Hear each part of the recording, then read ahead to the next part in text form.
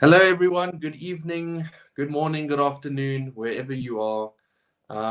Welcome to episode 100. Sappers Unscripted. I mean, wow, gents, it's 100 episodes already. And all we can really do is just thank everyone that's been on this journey with us. I mean, we've gained a decent amount of subscribers in this time, over 100 episodes, and we are just super grateful. I know we can give some horrific takes, or we just get a lot of disagreements in the comments, but that's fine. We enjoy it. But gents, for the 100th, we will be discussing, obviously, our team that will be facing Portugal this weekend. But before we get into that, how are we feeling? And say something to our audience for the 100th. Yeah, I'll go. And I just want to say to everyone, thank you so much for your love and support all the way through. The channel growth has been great. The engagement even better. Like that's the main thing for us. It's just to open discussion from all over the world, whether you disagree with us or whether you agree with us. As we always say, we are not analysts of the game. We just talk about it from a fan perspective. Obviously, we make mistakes as we go along, but we just want to come out here and say thank you to you guys for being on this journey that we started in literally the end of 2023. We can't say how much we appreciate you guys enough from wherever you are. So just thank you. Yeah, and thank you also from my side to everybody.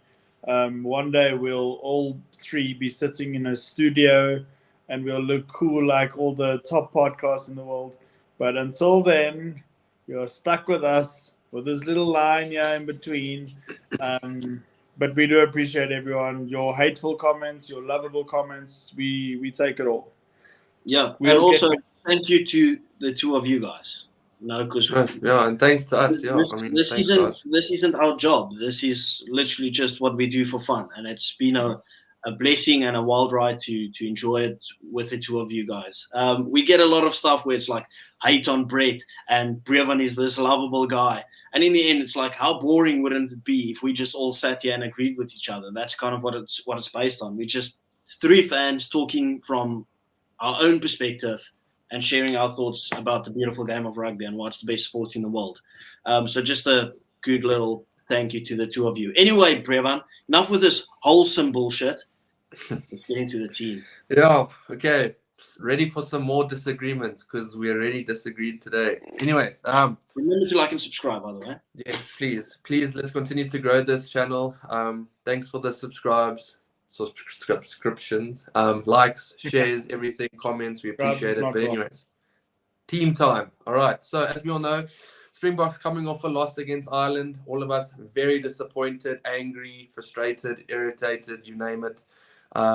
Casuals obviously got the injury list in front of him that we'll get through a bit later. But I mean, gents, I'm sure many people have seen the team already, but we'll start with Brett. Your initial thoughts just on seeing that team when it first came out.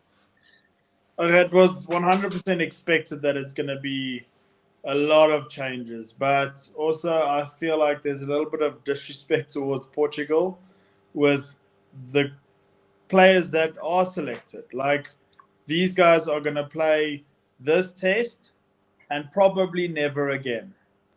So it was very suspicious to me. Like, I'm sure there were better players that could have made the team, but then again, I'm not a coach and somebody's going to come at me for not being the coach. So, yeah, it's irrelevant at this point. I'm actually happy with the team. Well, in perspective, like in terms of I expected us to go fully switching it around, right? So when I look at it, I'm like, well, that's still a pretty good team that we put out there. And I'm going into it with the mindset of, on form, that's probably a good team. Like if you look at the front row, those are boys that are on form, right? We're not going to play Eben or Mostert, who both literally died last weekend. So then you're like, who else is going to play there? I love the fact that Evan Roos is playing. The only issue that I have is like, it's so new still, this whole system.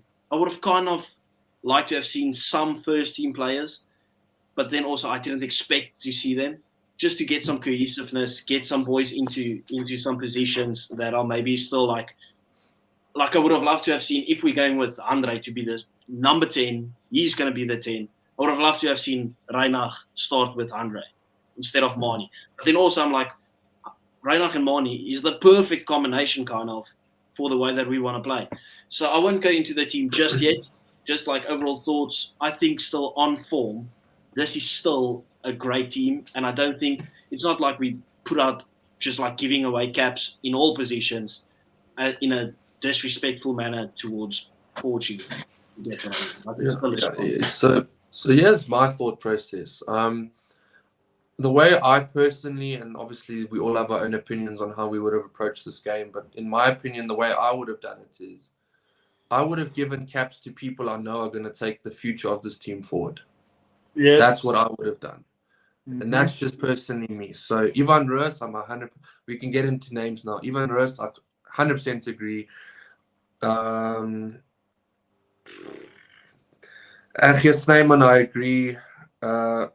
Jan-Hendrik Wessels, obviously, look, he played for the Bulls this past weekend at Loosehead. I'm sure that was a call from Rassie that was probably made against the Griffins in the Currie Cup. And now he's getting tried there as well for the Springboks. Johan Grobela, Andrew Hugo Venter is on the bench. Jason Dixon. Rohan Venter's there. Ben Jason Dixon. I personally believe this. I don't care if it's Portugal. Give Sasha a start because he has to be the guy to take us forward. But just in a nutshell, I would have given a lot of guys who are the future of the Springboks going forward. Now, people will say, Fussie's the future. Completely disagree. No, we've got our future already there.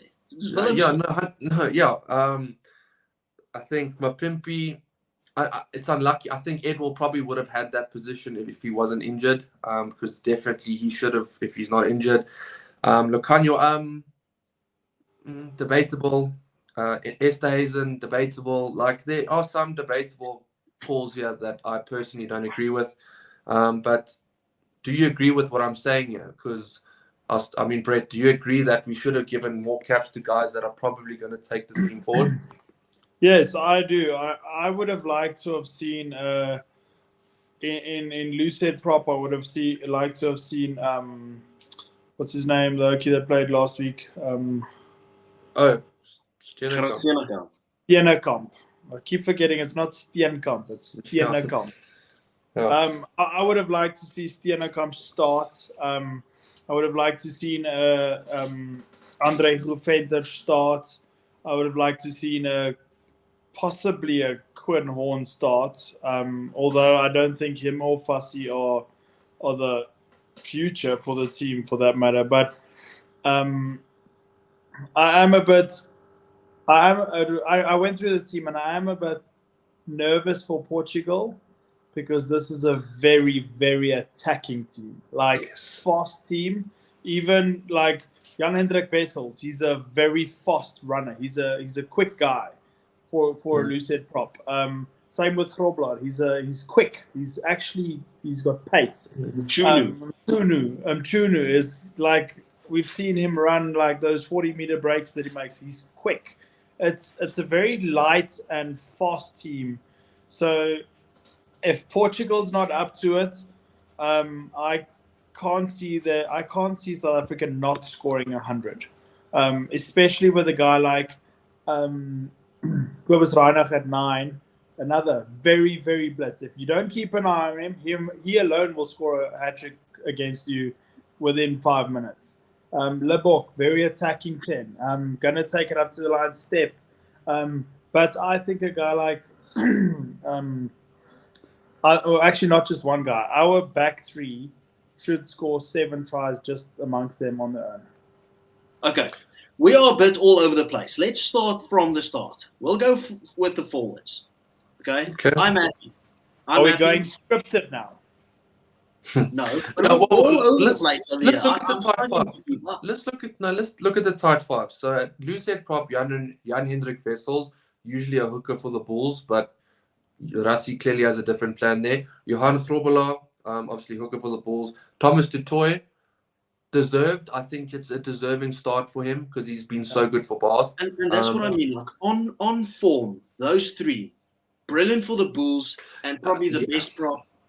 Jan Hendrik Wessels has barely played for the Bulls, so this is just Rassie really likes him and wants to see him go forward.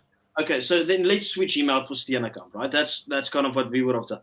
But Grobler has been great for the Bulls, and Du Toit has probably been South Africa's best prop, even though he's played in the Prem.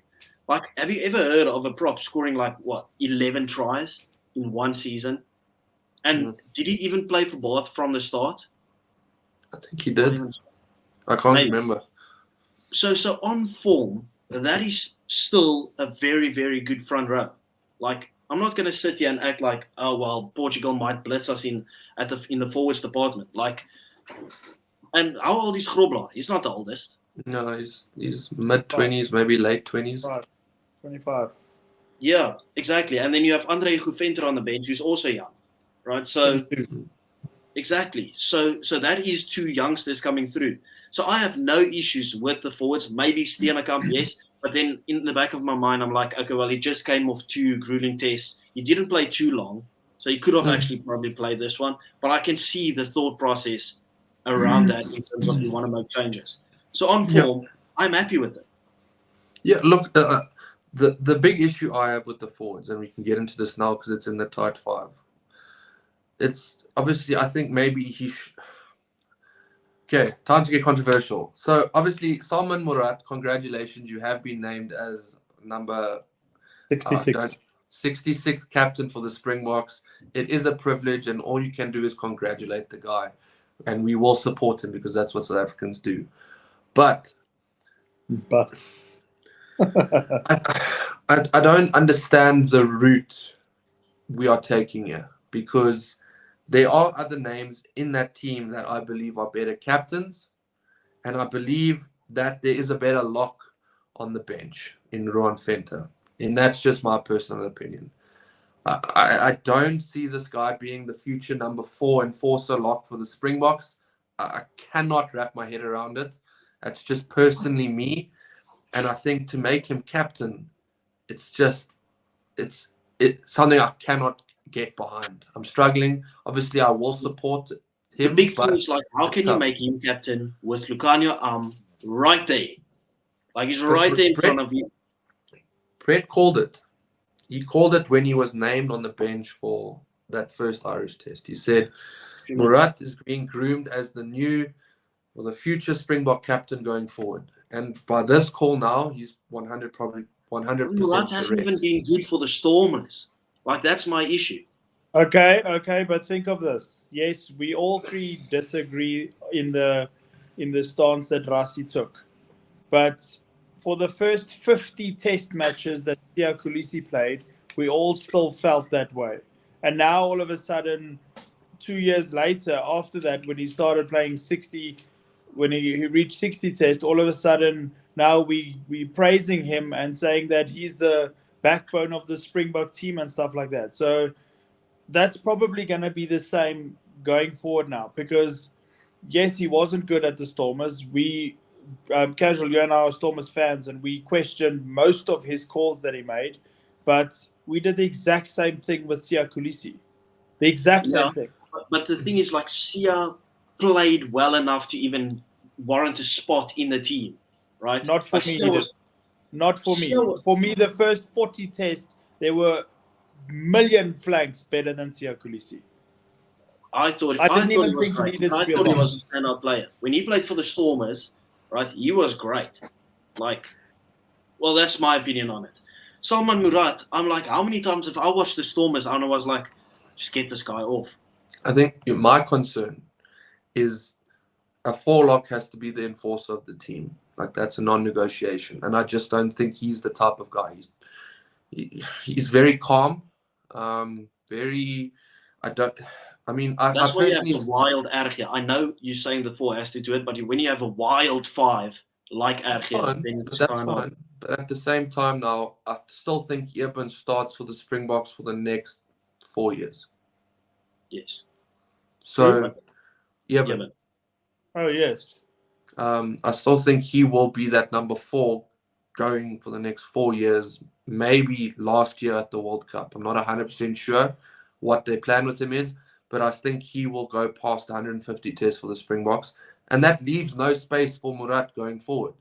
It does, because Murat will always be the forelock on the bench, and to have a guy that's been groomed as a leader on the bench is also important. You're not just bringing a willy-nilly on, you're bringing the next captain. So if Sia goes off and the bomb squad or whatever comes on, Murat becomes the captain of the game. So I think that's the approach they're taking. So for the next 4 years, that's going to be the case. And then Murat becomes the captain after the next World Cup, because he's been there for so long and they properly groomed him and hopefully made him a better player. That's true. Yeah, well, at the end of the day, we back him all the way, and we hope that he can find just that extra bit that a lot of people may see in him. But we'll move on to 6, 7, and 8. Pepsi Buthelezi starts at 6, Ben Jason Dixon at 7, and Ivan Roos at 8. Listen, I know people don't like Pepsi always, right? But he's the perfect guy for a game like this. If we're going pure, listen, we're going to pull a demolition job and just run riot. You give Pepsi Buthelezi the keys to the castle. Him and Ivan Roos. If you want to put a forward through a gap, or you want him to just run over people, those are your two boys to do it. Like, that's why I don't have an issue with it. Like, obviously, he's not going to start for the Springboks. But in a game like this, it's just a perfect guy. Just tell him, listen, go out there, go have fun, play your game. Reason why I do agree with this appointment of Pepsi Buthelezi is because he didn't. The Sharks had a dismal season, but he didn't. He did his job. He at no point of any Sharks game that I watched did I think, oh yes, just take Pepsi off. Like, this Oak's not playing well. And also, what people need to remember is he was the junior Springbok captain at the Under-20 World Cup. So the Oak has enough experience as a leader. He did play well at the Sharks. He was probably one of their better players. So if there's anybody in that Sharks team that's deserving, it's probably him. Yeah. Yeah. Look, I mean, personally, and this could be a Bulls bias coming through, but I personally would have gone Ivan Roos at 6, Ben Jason Dixon at 7, and I would have gone Ulrich at 8. Or has Ben Jason Dixon ever played 6 at the Stormers? No. But why wouldn't you just have Ulrich at 7 and keep Ivan at 8? Because I think Ben Jason Dixon deserves a start, 100%. Actually, you know what I would have done? Maybe you would have taken Ben Jason Dixon and put him at 4. Yeah. And That's then what I was thinking, yeah. Yeah, and then take Ulrich and replace Murat and put him at 7. Because then you've got 3 losers that just run absolutely wild. Because Ulrich Lola likes doing the same thing. Yeah, I mean, I personally think Ulrich deserved a start, but he's on the bench. Hopefully he gets a decent amount of minutes. But other than that, there are no complaints there. I think I'm very excited to see Ben Jason Dixon and Ivan Roos in this game. Like, super excited. On form, as I said, if you look at all those guys, we just mentioned it, they were standout players for their franchises. Ivan Roos was a standout player. Pepsi Buthelezi was a standout player. Ben Jason Dixon was amazing, and he's been for a while. Obviously, Salman Murat, we're talking about him being a future captain. The forwards, except for Jan-Hendrik Wessels, they've all been standout players and form players for their teams. That's what I'm saying. Like, I don't have any qualms with this team, at all, especially when you look at the forwards. But a question that I have for you guys before we move into the backs. I know it's only Portugal, and the fact that it's only Portugal, do we think if the likes of Ivan Roos puts up his hand here, it will mean anything? Or will it just be seen as it's just Portugal?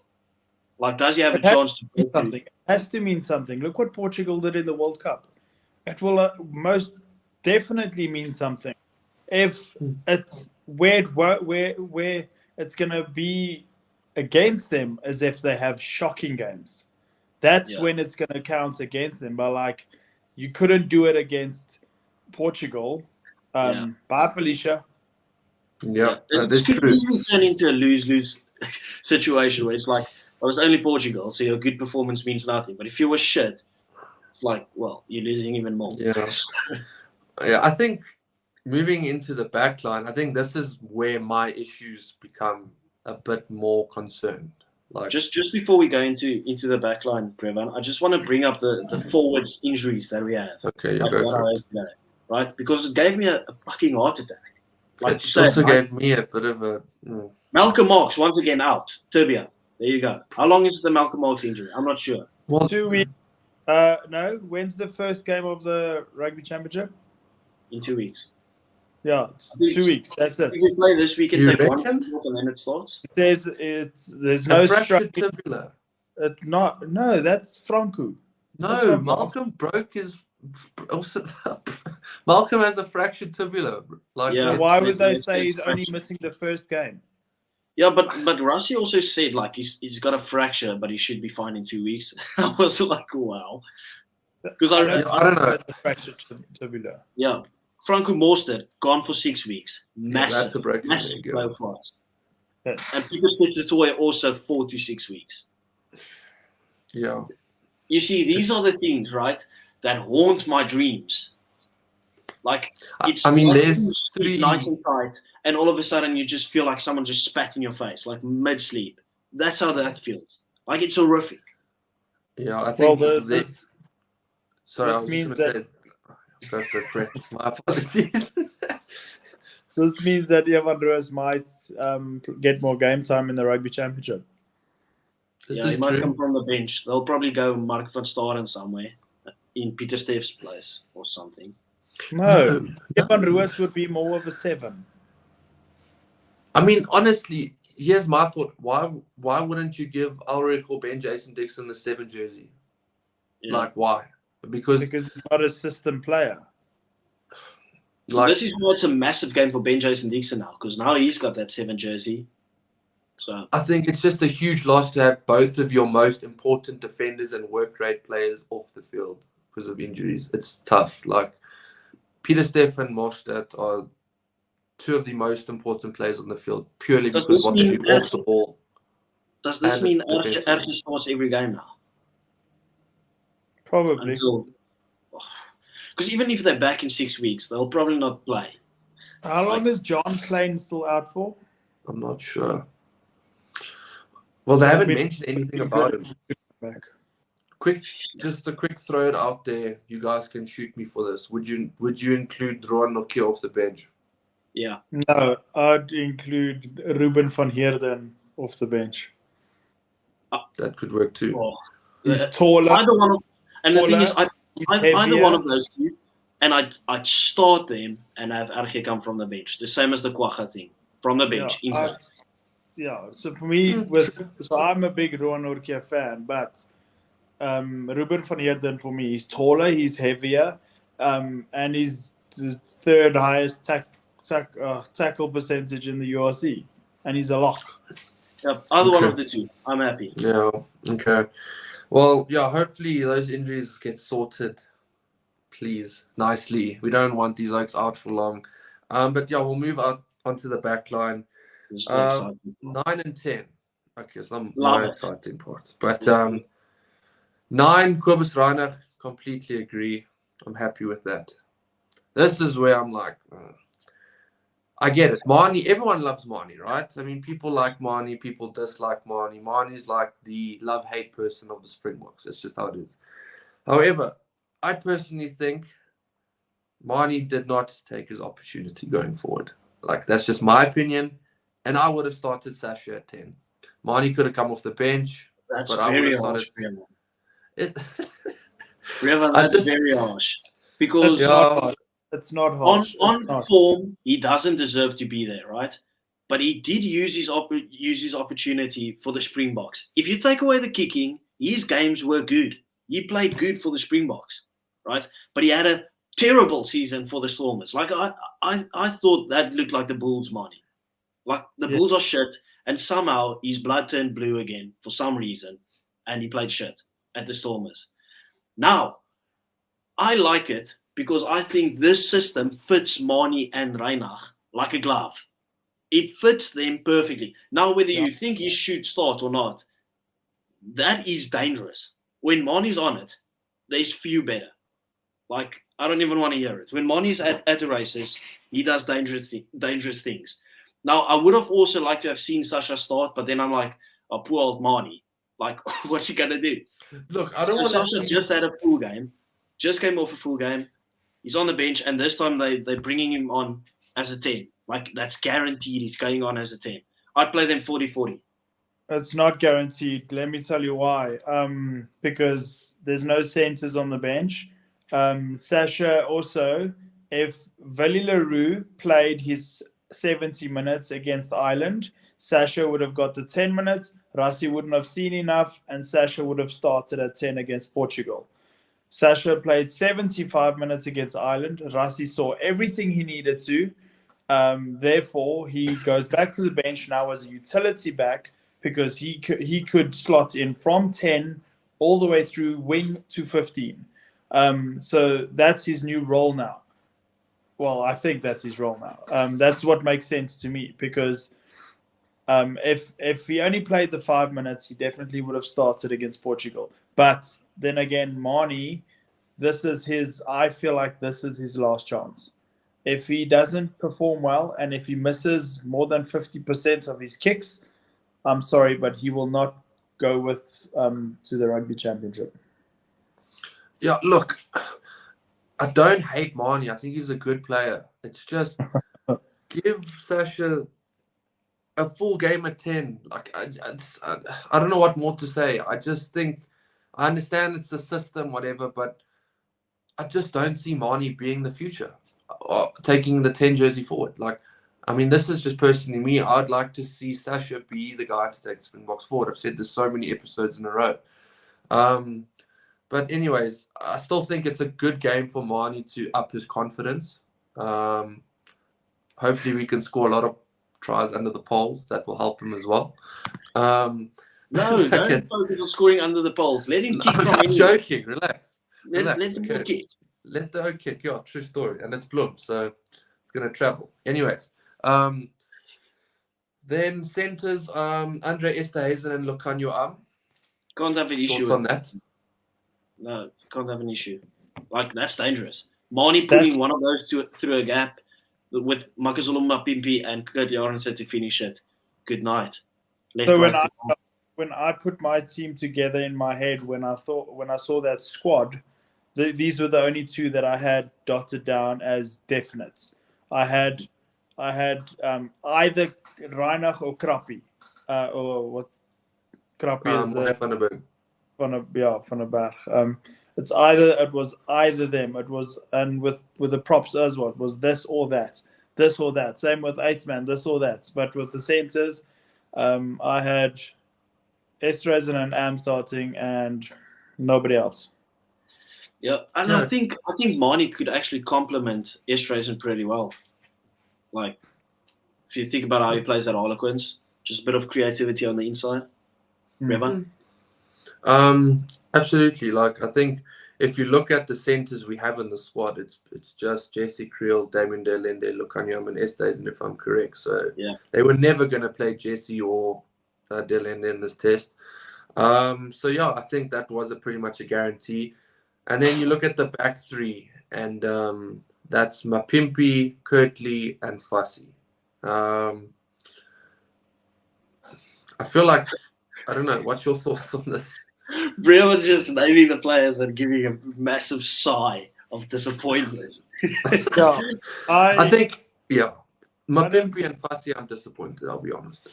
Same. I don't think any one of them are deserving. I think maybe loyalty-wise, Mapimpi, he still scores the tries. Even though they walk over the line tries with no defenders in front of him, he's still scoring the tries. So it's not an unsafe bet, if you will. And Fassi, he's good under the high ball, but after that, what happens after that? That's what always bugs me. He either goes down like a sack of potatoes, or he just passes the ball. No attacking flair. Okay, I get it. That's probably not a bad thing, but it's, as a fan that likes to see running rugby, that's just, Kurtley Arendse, however, I think is going to score 5 tries this weekend.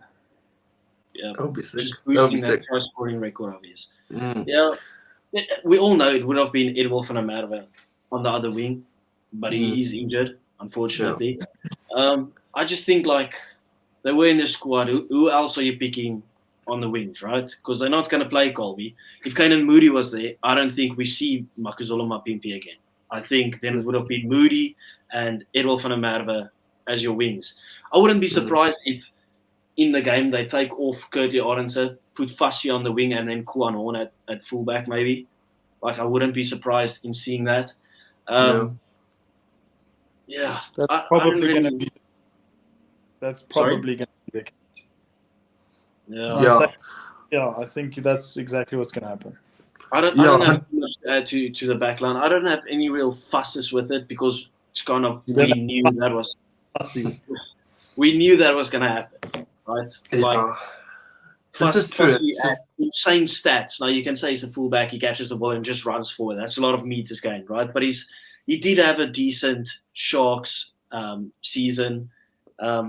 Yeah, I don't have too much to add to it. Makazole Mapimpi, there is no real other wingers because it would have been moving. The problem with me with Fussy is his defensive reading of the game is probably the worst I've ever seen from a fullback. I think this is because I paid attention to this specific thing. Like every time I see a try scored, that first game against Zebre, or I think it was Zebre that beat them, was it the first or second round of the URC where the Zebre broke through and three tries that Fussy led in. And people were still raving about him because he caught a few high balls. Yeah, I don't think Portugal will have too much of an attacking threat because they won't have too much of the ball.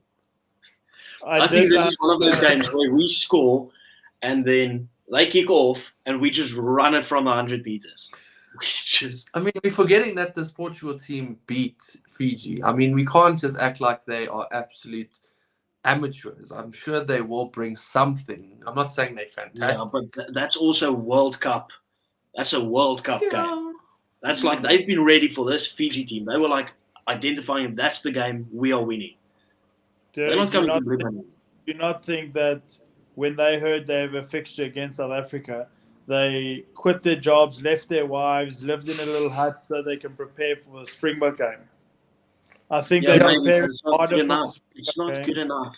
There's put some respect on the Springboks, Brett. These guys, you have to remember, these guys playing against Portugal, they are also playing to get a jersey. They know there's gaps in the team now. They know it's a new system. They need to prove themselves.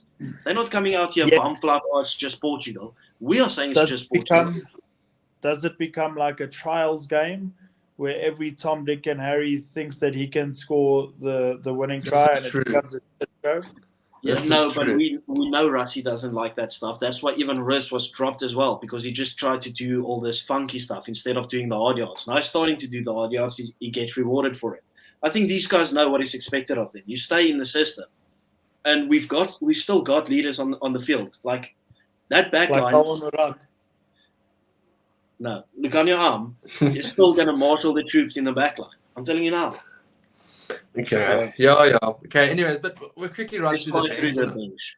Yeah, it's quite an exciting bench. I mean, Andrew Higeventer, I'm very excited to see what he does. Can you believe it? You know what I actually was hoping for, just as a joke, right? 7-1 backs on the bench. 7-1. I would have gone 6-2, but backs and then forwards. Like imagine that all these Oaks chirping, 6-2 is bare for the game, and then you get this Oak who just comes like, okay, yes, 6 backs. Discriminatory against the forwards, because he said it's discrimination against backs. I was like, what? Unfortunately, again, according to World Rugby's protocol, there has to be a front row on the bench. Yeah, that is true. So it could be 5-3, but then just a front row.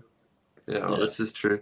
Andrew Higeventer, obviously, I hope he gets at least 35 minutes. Like, that would be good. Mkunu, also cool. And then Trevor Nyakane, I guess he's just getting a run because he's not been involved. He can dance after the game. Yeah, he's there for the vibes. So I read an interesting thing that Andre Higeventer feels that he wants to take the Dion Fourie route, and next season at URC he would like to move to flank. He doesn't No, want to play hooker anymore. no. Then he can forget about playing for the Boks. You can forget about it. He's literally marrying Rassi's daughter. Do you really think that he's gonna be left So you out? can't forget about it because there's nepotism. Exactly. And same as with Johan Ackerman's son, that made every single team because of his dad, and it's going to be the same with Andre Guventa. No. I think Andre Guventa is good enough. And also, I don't think Rassi's the type that would just be like, "Yo, man, come into my team because you're my son-in-law," type thing, you know. No, but Rassi's daughter is the type of girl that would say, "Daddy, please, can I have some more?" No, okay. But yeah, that's the front row on the bench.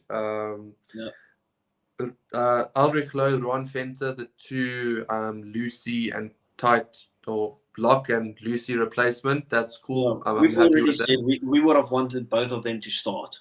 Yeah. Like that would have been ideal. But yeah, Remember when I put Ron Venter in my starting lineup in the beginning of the year?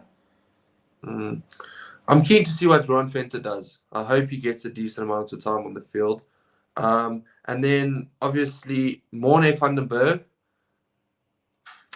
How long do you reckon he gets? Because Kobus didn't play a minute. 15. Okay. 15 minutes. If that, 7. No, if it's a runaway victory, he might get like 35 minutes. If Kobus Reinach scores a 9-minute hat-trick once again, because he loves scoring quick little hat-tricks against smaller teams, Romania, Canada. He does this again. He's seen 35 minutes, probably. The problem for me is every time I think of Kobus Reinach, I think of Chasing the Sun, where I saw his face when he wasn't in that team, and I bawled my eyes out, and I think there's no person in the world that I feel more sorry for, and I wish this oak would play every minute of every game until he can't walk anymore. Yeah, that's sad, right? Like, imagine, okay, you were great in the World Cup, you're not getting the World Cup final, you're also not playing in the Irish series, you're getting Portugal, making history, you're getting your hat-trick, boy. Third And hat-trick then we in less take than you 10 off after minutes. 6 minutes. Yeah. Yeah. Anyway, and then Sasha on the bench. Yeah, Sasha and Quan Horn as well. Yeah. Quan Horn's had a good season. I don't mind him getting a little reward. I don't know if I would have played him, but maybe just put him in the setup. That would have been better, but I don't know. If that's what it takes to get Sasha in the 10 jersey, I'm for it. Can I tell you where I'm very surprised? What actually bugs me, because Tyrone Green was probably the best fullback in the world this year, and a guy like Quan Horn, whatever, gets selected above him. Yeah, but didn't Tyrone Green come out and say he wants to play for England? No idea. Yeah, after he didn't make the squad. Yeah, it is tough. It is tough because Tyrone Green had a phenomenal season, and a lot of people on social media were calling for him to get selected. It wasn't just like it's the three of us. It was a lot of people calling for him to get selected. And Quan Horn had a good season, but at the same time, he was nowhere near Tyrone Green. Nowhere near. So exactly. It's but tough. Then, unless there's inside information that we don't know about, that the English offered him something, we want you when you're eligible, and therefore he's not even. He probably, if he got a call from Rassi, he said, "Sorry, brah, I'm staying here." Yeah. Okay. Well. Yeah, lads, that is your team to take on Portugal this weekend. I'll be playing rugby at the same time, so I'll probably only catch the second half. But again, thank you. 100 episodes, honestly, such an honor to be able to do this for fun, and be able to interact with a bunch of people around the world or in our own country or whatever. So yet again, we really appreciate it, and please remember to just continue liking, subscribing, and yeah, I mean, that's it from me. Any last words from you, lads? Yes, for me, but because it's our 100th episode, I think that the Springboks are going to put 100 past Portugal. I also don't think Portugal's going to score a single try. And if the discipline's fine, I don't even think they score a single point. Nice. All right. See you at the next one, lads. Well, Cheers. the question is, do they get 20% possession? Yes, surely. I mean, we can't. They're not that bad. Let's be real. Okay. Anyways, we're gonna head out of here. Cheers.